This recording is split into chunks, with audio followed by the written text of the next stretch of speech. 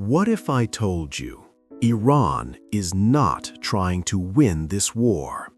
What if the real strategy is something far more dangerous?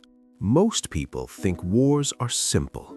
You fight, you win, or you lose. But this war, it's different.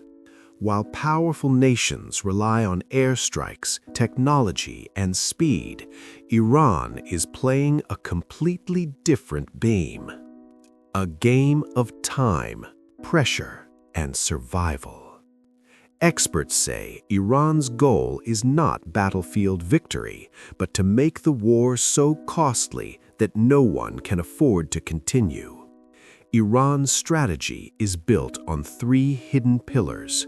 1. Asymmetrical warfare. 2. Weaponizing the economy. 3. War of endurance. Instead of direct confrontation, Iran uses missiles, drones, cyber attacks, and proxies. This avoids full-scale destruction but keeps constant pressure. Think of it like a smaller player slowly exhausting a stronger opponent. Instead of one big victory, it's about slowly draining the opponent's strength, economy, and patience. Iran knows something important.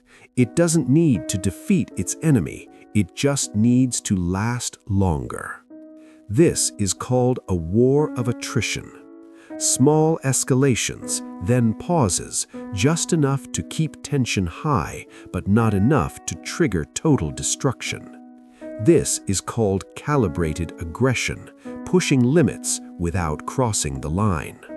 This war is no longer just about countries, it's about global energy, economic stability, political power.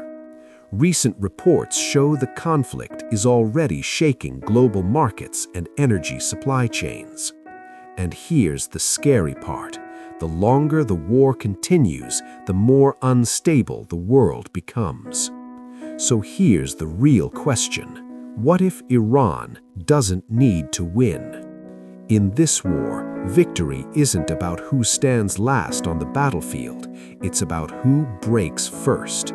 Small escalations, then pauses, just enough to keep tension high, but not enough to trigger total destruction.